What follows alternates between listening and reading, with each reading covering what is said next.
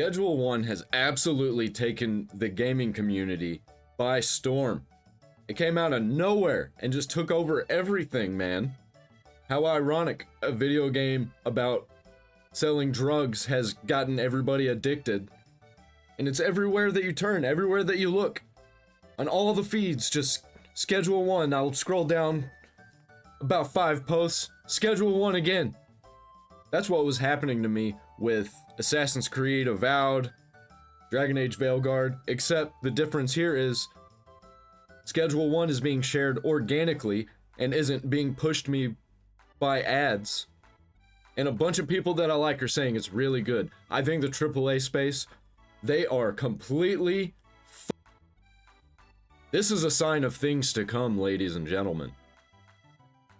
I think we're going to be seeing more and more breakout indie games like this that are just going to embarrass the shit out of all of the AAA slop that's coming from these corporate multi-billion-dollar companies trying to squeeze every drop of money juice from our pockets. Have you guys noticed how increasingly more common it's becoming for some of these indie games to come out of left field and just absolutely decimate? I'm talking player numbers and sales that are embarrassing AAA games. I was just saying that. Not pre-watched. Games made by one guy beating teams of 1,000 developers, tens of thousands if we're going to count Ubisoft in this conversation. Well, probably not for long, but Schedule 1 is a game about friendship. It's about making connections. It's about starting from the bottom and working your way up. It's a game about drugs. It's a game about drugs, which makes it all the more ironic for how addicting the game is to play. But I'm seeing this. I said that too. Once again, not pre-watched. This game all over the place. It's on Twitter, it's on Reddit, it's on YouTube, it's on Twitch. My buddy who just got his first gaming PC opens up Steam for the first time, and it's the first game that he buys. I'm actually kind of shook. This is where we're at now. This game looks terrible.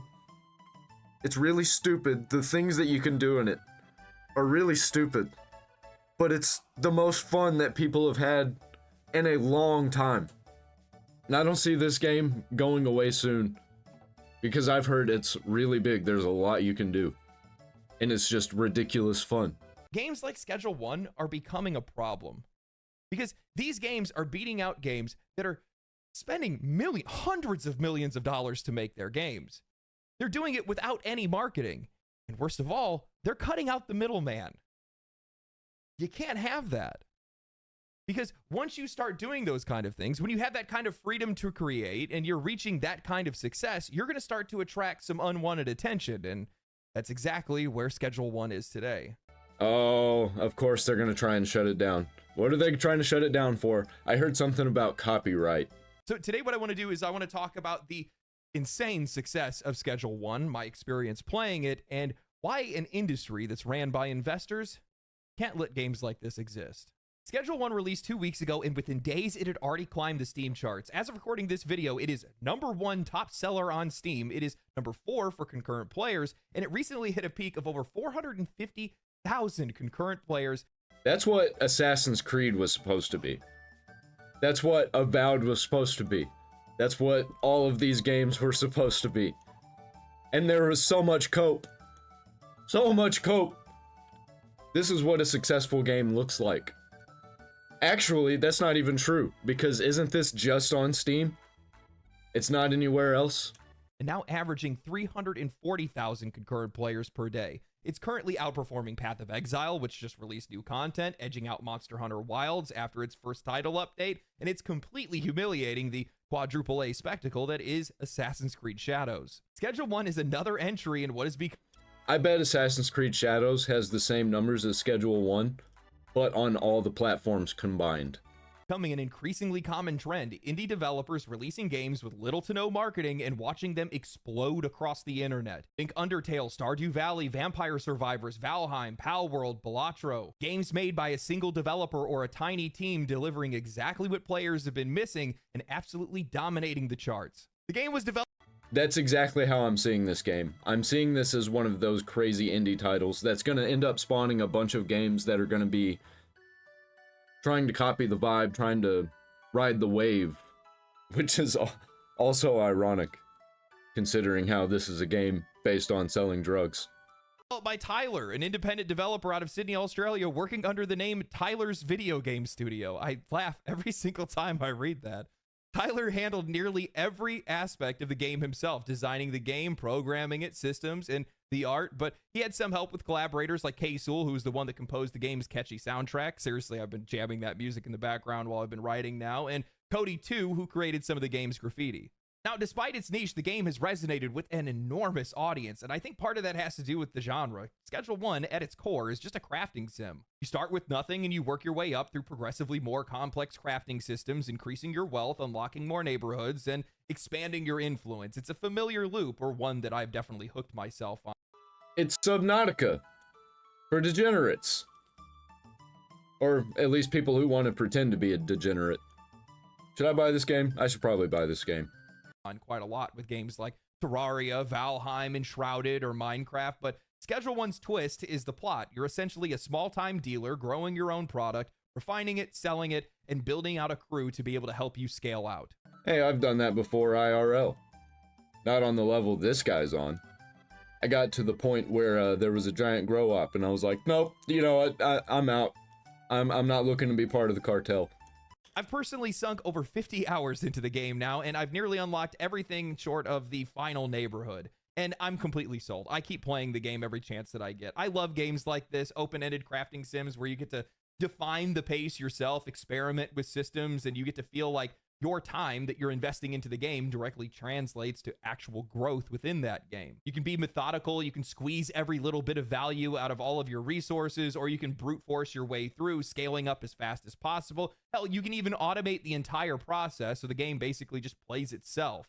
It's up to you. Don't laugh at me for getting technical, but what I think makes this game really special is how seamlessly it transitions between its two core gameplay loops, production and social progression. The first loop, growing and crafting, is simple at first. Plant.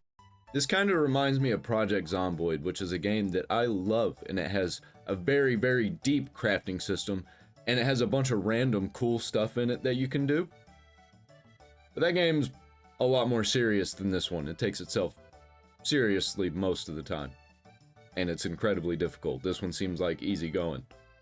But it looks like it has some of the same vibe as Project Zomboid when it comes to the crafting system.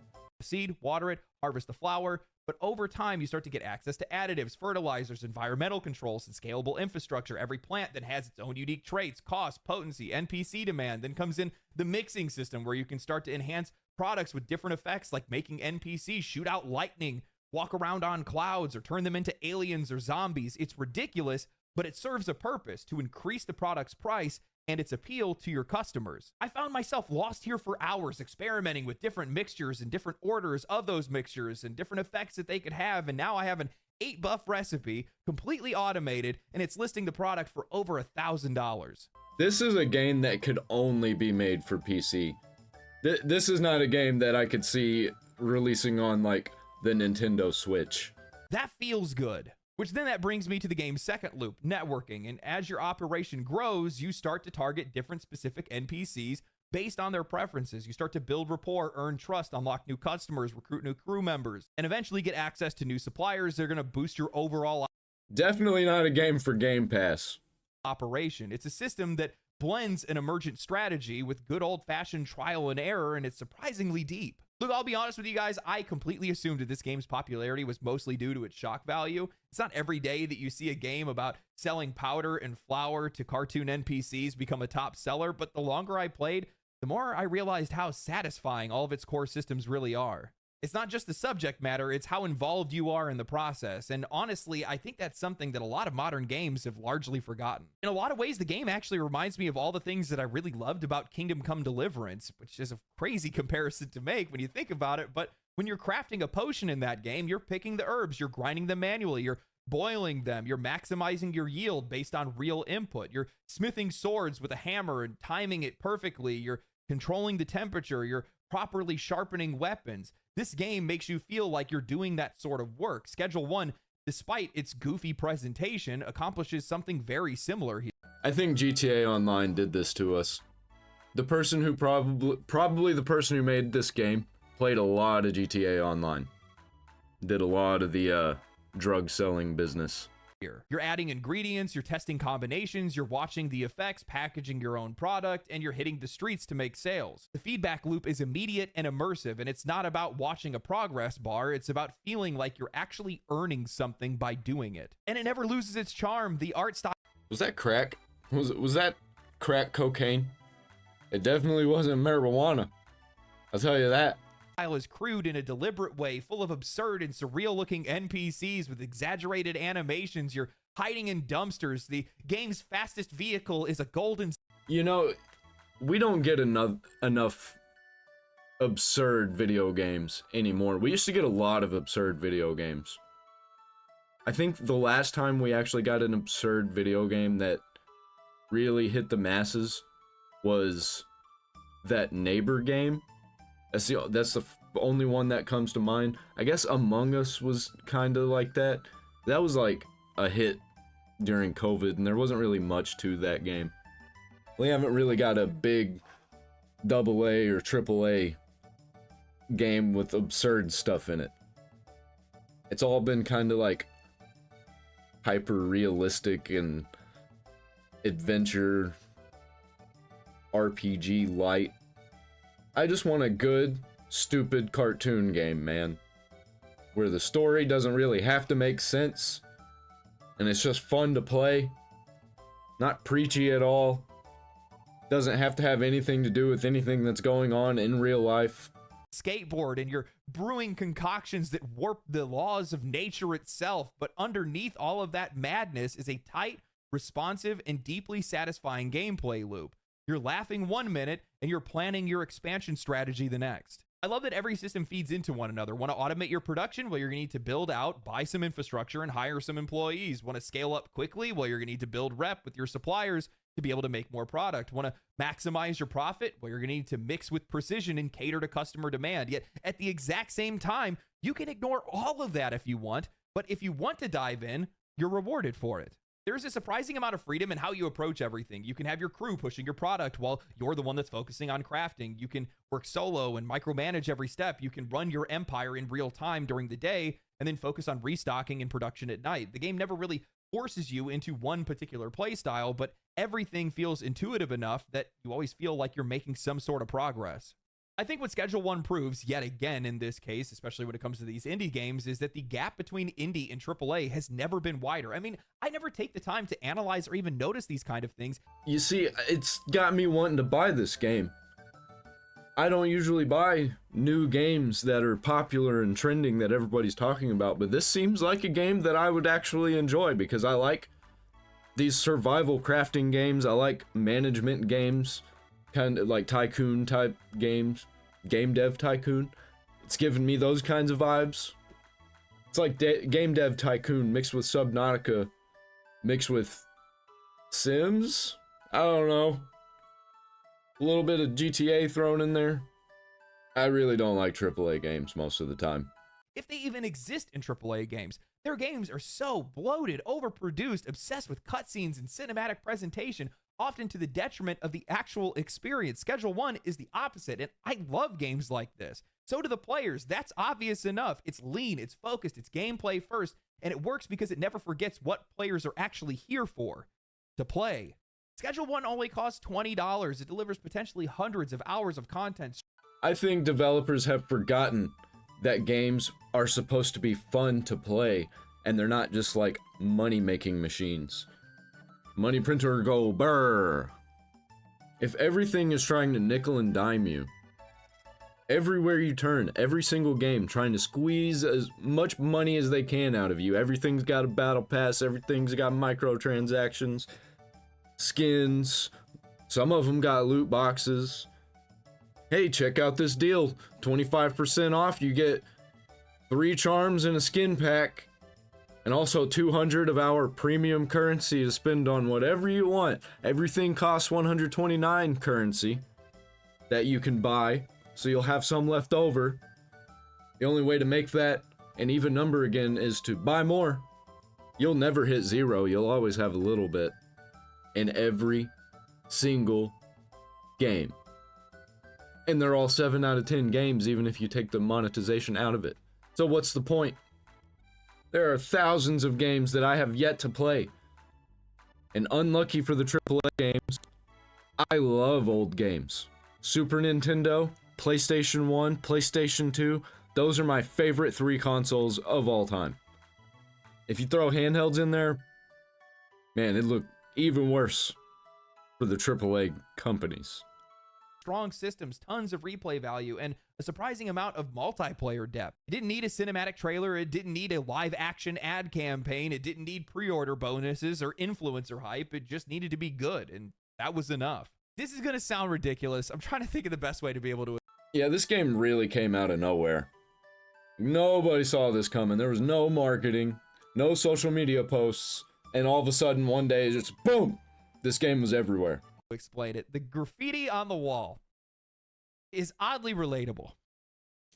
Makes me feel like one of my friends could have made this game. And I think that has something to do with the game's popularity. Because the inside jokes, the naming of the different products that you can put into stuff, the naming of the product that comes out in the end. I got the whole block hooked on Gorilla Smeg. Like, fucking hilarious, dude. That is a sign that whoever made this game got it. They get it. They're in on the joke. They know what's good and what's funny and what's not. One of us. Like, seriously, one of us. Gooba Gaba. And that's endearing. You want to see that. You see yourself in the game, and you feel like you can relate to the person who made it. He's just part of the freak show along with us. That's why. That's why it's so good. And why it's everywhere, and why I'm totally probably gonna buy this game when I get paid. I don't feel that way with a lot of games, and I haven't for a long time. And I think that's an incredibly important connection to be able to make. It's one of the intangibles of game design where you feel like your humor, imagination, your interests are shared by the people that made it. You feel vindicated in that. Like you have something in common. And it's called being in touch with your audience. And I think just about anybody can say that this industry has been way out of touch with its audience for a long time. And I've played a lot of games since starting. Not only have they been out of touch with their audience, they've been actively trying to alienate their audience and kick people out of their audience. Just look at the Star Wars community. They hated the original Star Wars community, so they decided to change everything to try and get rid of these problematic fanboys. This channel, and at this point, I'm starting to feel like these game developers live in an alternate universe. Nothing feels relatable to me. Everything has to be a tangent to what's going on in the real world. Everything has to have a deeper message. Not everything needs to be like that. But what about the message? The morality of the world? You're killing people with your words. Boys in the girls' bathroom. Now. It's just not necessary. $20. Another $20 game goes on to sell millions of copies, making a solo developer a millionaire overnight. You know, when this game released and immediately started to find some popularity, the developer went and put the game on sale. Who does that? Somebody that wants to make money. Somebody that knows what you need to do. Make a fun game. Oh shit, everybody's buying my game? I better put it on sale. Even more people will buy this game. That's exactly the right decision to make. And people will hear just that and be like, oh, it's getting more popular, so the developer decided to put it on sale so more people could play it. I'm gonna buy it just out of principle. Make it fairly priced, people buy it. Crazy concept, I know. This isn't rocket science. How many times have I seen these developers that are basically trying to learn astrology to figure out what players want? Maybe if we read their horoscopes. People bought the shit out of this game. I better re-release it with better graphics slightly and up the price $15, $20. Then you have a game that makes it where you can put horse glaze and chili powder into something to set somebody's hair on fire and give them a long face. Monkey brain like. Me like game. Me give money. It's not that hard. It's really not that hard. But that scares these C-suite executives because they don't understand the popularity, the virality, the relatability of these games because they can't reproduce it. They can't crack the code on this kind of thing. And because of that, their only answer is to suppress it, It's actually kind of insane how often we're seeing some of these viral indie hits run straight into some form of cold corporate or bureaucratic resistance. Whether it's from platform policies, rating boards, legal ambiguity, or flat out attempts to suppress or discredit them, there is a growing pattern here. A developer releases something fresh and unexpected, it takes off, and suddenly they're in the crosshairs. Not because they did anything wrong, but because they succeeded outside of the system. No. They did something wrong. They went against the establishment. And you can't go against the establishment, man. You're costing them money, and they run everything. They have to make sure that people like this stay in line and don't make things better than they do. And that's how we got to this point. A bunch of people coping that the AAA developers are just regular people making regular games. It's you that's the problem. And then when we get actual regular people making games, it's a problem. For real, a problem. They do not like people like this. When you take a moment to look at the legal and bureaucratic minefield that these indie developers have to tiptoe around just to be able to release a game, it's genuinely surprising that we ever see anything original at all. The modern gaming landscape isn't built to encourage creativity, it's structured to protect existing power, intellectual property, and investor interests. In some ways, the system is designed to suffocate innovation unless it's coming from an approved source. You know what this game really reminds me of? Postal 2. Does anybody remember Postal 2? I have Postal 2 on Steam. I play it every once in a while, maybe like every 3 or 4 years. That game's insane, and it's ridiculous, and it looks ridiculous, and you do ridiculous things in it. This game, Schedule 1, is like Postal 2 to me, but on a bigger level with better graphics and better gameplay mechanics, better physics, more ridiculous and absurd, more management stuff. We need more of those games. I mean, Balatro got slammed by ratings boards for supposedly promoting gambling just because it used poker hands in a scoring system despite no real gambling mechanics being in the game whatsoever. Palworld came under fire for copying Pokemon, even though the gameplay is wildly different because Nintendo's patent net is so wide that even breathing now seems like it's lawsuit worthy. I mean, while in litigation with Pocket... I think breathing would be lawsuit worthy from Nintendo because they have the breath mechanics for like the DS and stuff, where you blow on it to make things happen.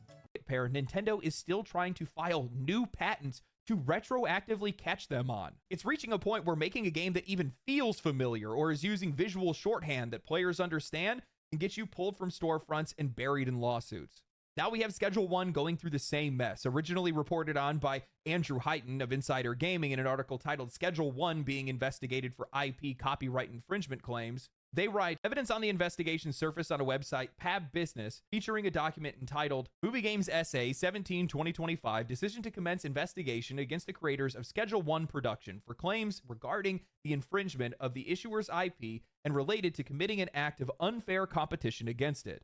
Movie Games SA has its own series of drug dealing games, Drug Dealer Simulator 1 and Drug Dealer Simulator 2. While the name is more overt than its goal, both titles have attracted thousands of players respectively. The legal document mentions potential infringement of the issuer's intellectual property rights and activities that bear characteristics of unfair competition have been identified. Ergo, Schedule 1 is too similar to the Drug Dealer Simulator series. Proceedings began as soon as Schedule 1 released on March 24th and featured a comparative analysis of the IP, which includes Drug Dealer Simulator and Drug Dealer Simulator 2 and the Schedule 1 project. The investigation is strongly looking into elements of the game's plot, mechanics, as well as UI user interface. It finishes by saying, the issuer will immediately inform about further actions related to the pursuit of claims regarding the infringement of the issuer's IP and the act of unfair competition in subsequent current reports. I don't think this is going to hold.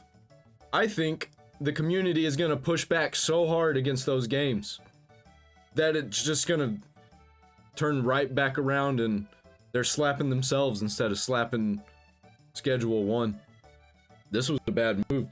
They should have probably rode the fame of Schedule 1 because other people would hear it like, oh, there's another Drug Dealer Simulator game. Let's check that out. And they could have been like, hey, everybody's into Schedule 1 right now. Why not try out our game when you get bored of that? But nope. They had to go against the gaming community that's fallen in love with this game. just so they can make a quick buck. It's sad. It's really sad.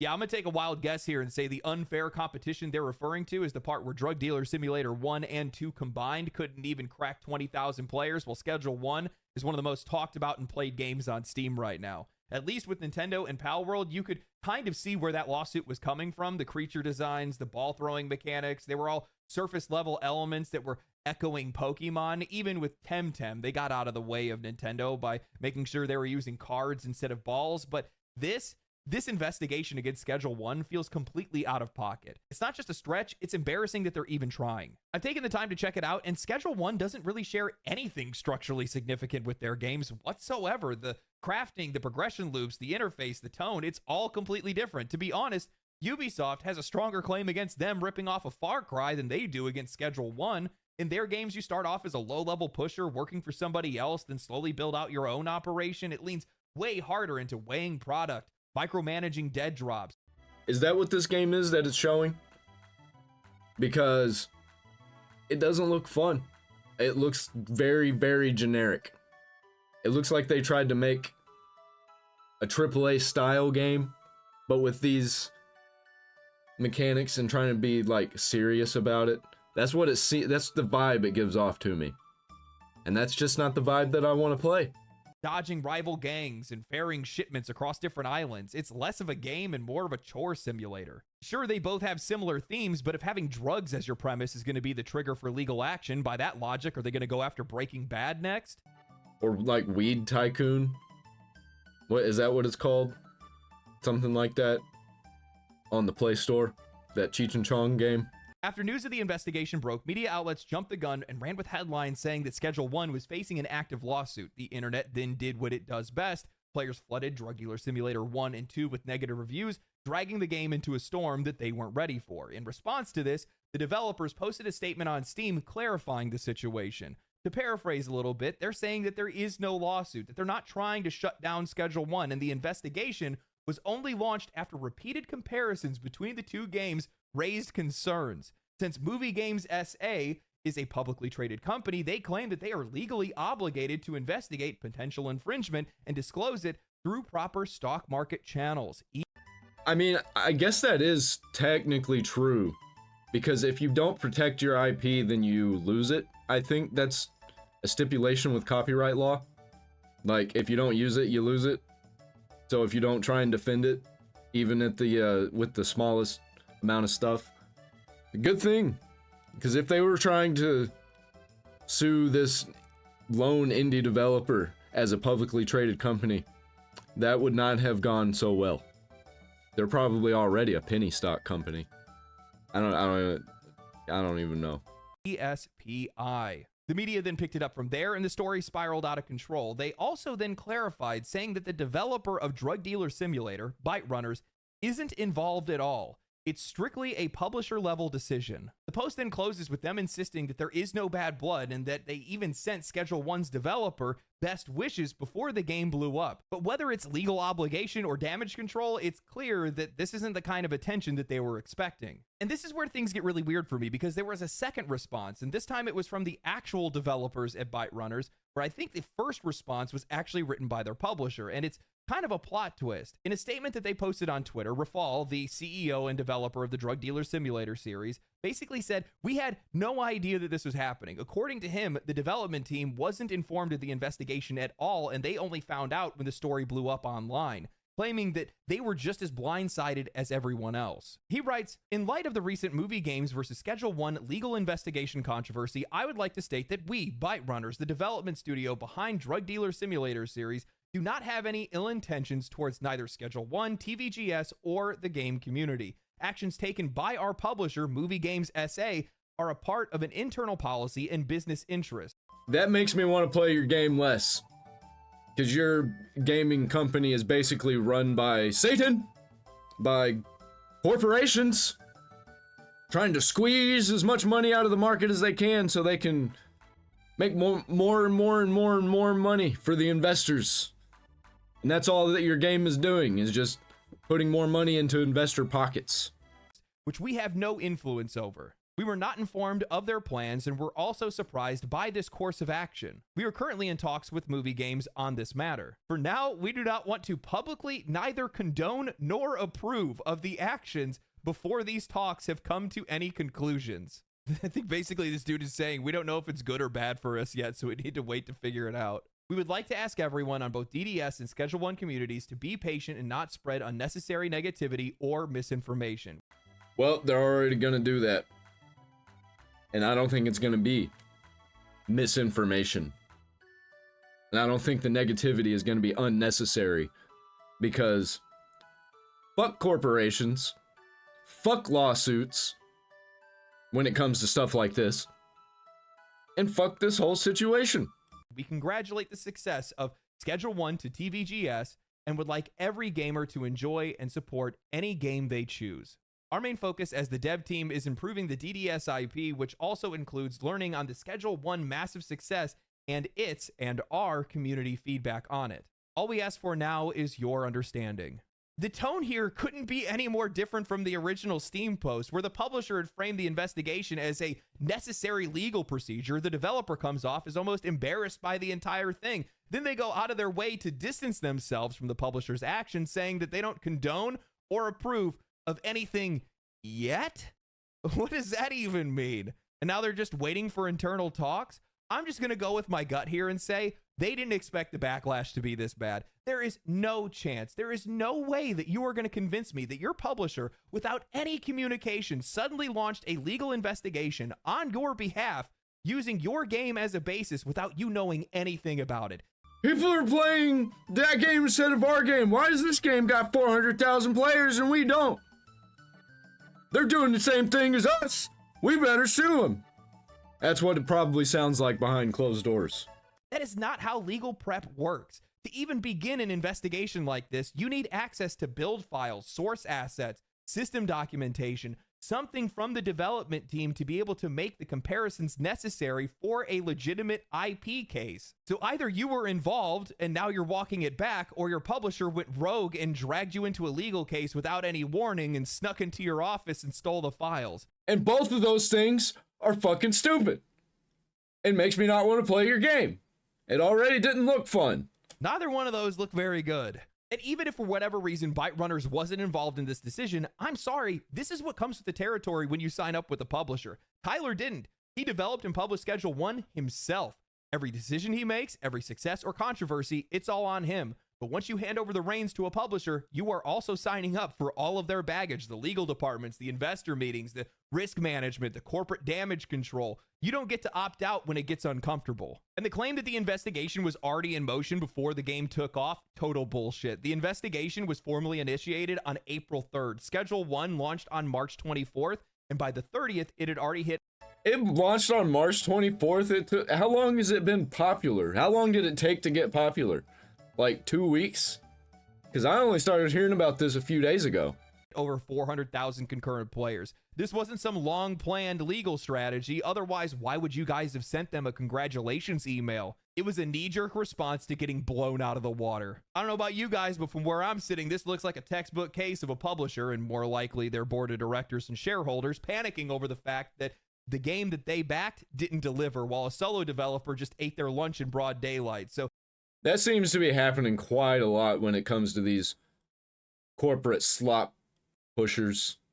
Now they're trying to claw back some relevance and revenue through legal pressure instead of actually trying to make games that people want to play. It's all retaliatory, it's all bitter, and it reeks of a system that sees creativity as not something to nurture, but something to control. Now, I actually posted this in a response on Twitter to the Byte Runner CEO's letter to the players, but I basically said, yeah, this must suck to be completely powerless in this situation, but this is exactly what you signed up for. And honestly, the more that I think about it, this probably explains why so many of these... You reap what you sow, you dumb fucks. Like, what'd you think was gonna happen? That they were just gonna keep giving you money to make your game and not have actual complete control of your game? Whatever they want you to do, whatever they want you to do, whatever they want done, that's what's gonna get done. You have no say. Just keep grinding out the games so you can keep making us money. Indie games are blowing up, while these smaller studios tied to these tiny publishers are scraping by. Creative freedom, no bureaucracy, no boardroom full of guys in suits that are second guessing your every move, just a developer and an idea. And honestly, that's probably the conversation that we really need to be having here, because this isn't just about one game or one legal spat. There needs to be a bigger push towards independence in video game development. Too many of these publishers aren't interested in creating anything.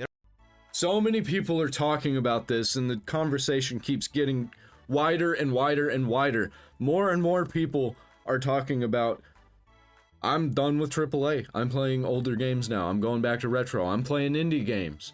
More and more indie games are going to be played. More and more indie games are going to be released.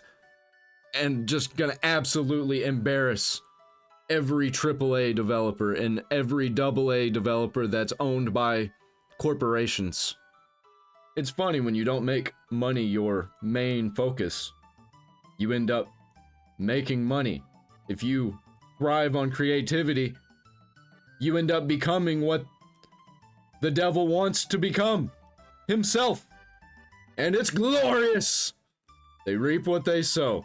They don't build worlds. They don't design mechanics. They don't tell stories. What they do is manage. And in that management, they influence the industry more than they contribute to it. Their primary goal isn't to support creativity. It's to control outcomes. They want to shape trends, shape players, shape spending habits. And when they fund something, that comes with strings attached, strings that always pull in the direction of risk aversion or maximizing profits. Sure, publishers offer funding and infrastructure. They offer visibility, marketing pipelines, access to networks, but it comes at the cost of freedom, a voice, of innovation. How many times have we heard stories about developers that were pressured into adding in microtransactions that they didn't want to put into their game? Or how many times have we heard about games that were forced to pivot towards live service even when that didn't fit their vision? These decisions rarely come from the development team themselves. They come from people upstairs, people staring at spreadsheets, not playtests, people who see creativity as a variable that needs to be managed, not a driving force. From my perspective, in many ways, publishers have become the industrialists of this medium. They're more concerned with scalability and litigation than actually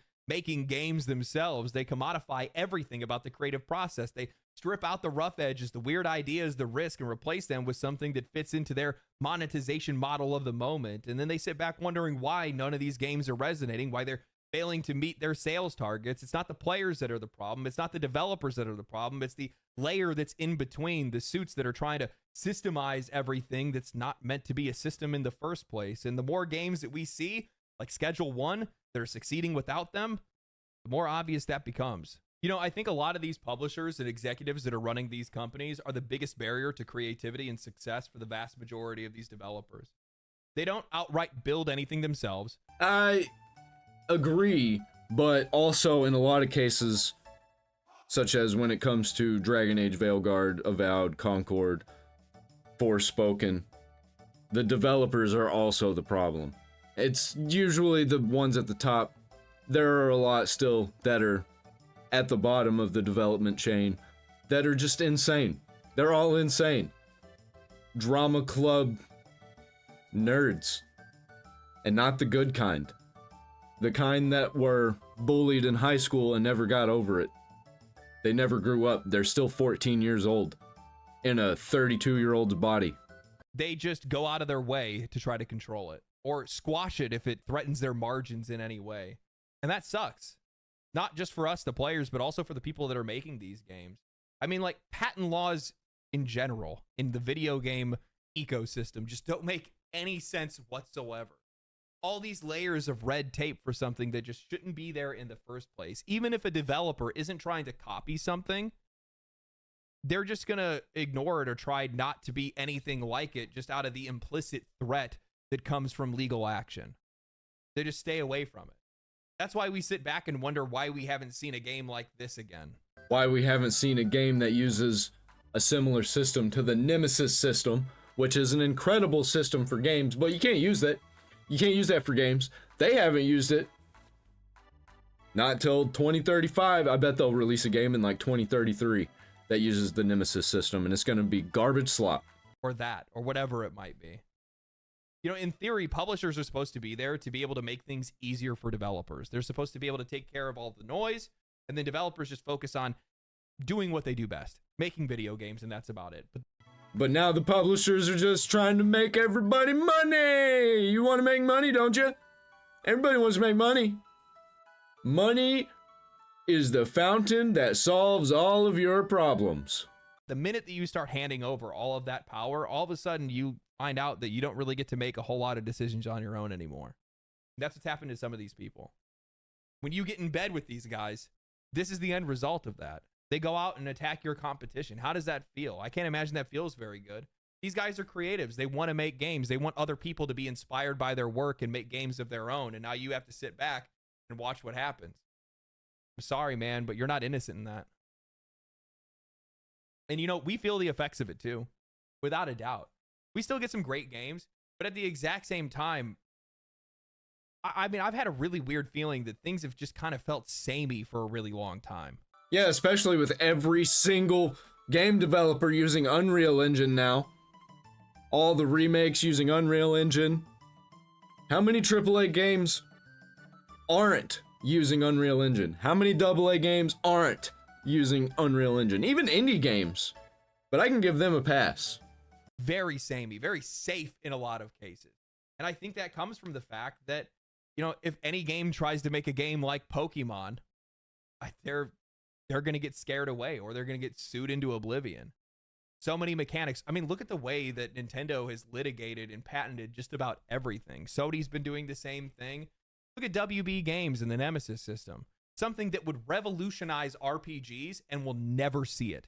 That's why when I make stuff, unless it's like an actual physical item, you'll pay for the physical item. The designs on it are free. Anybody can use them. Anything that I make is going to be released for free. I'm only going to take AdSense and donations. Ever.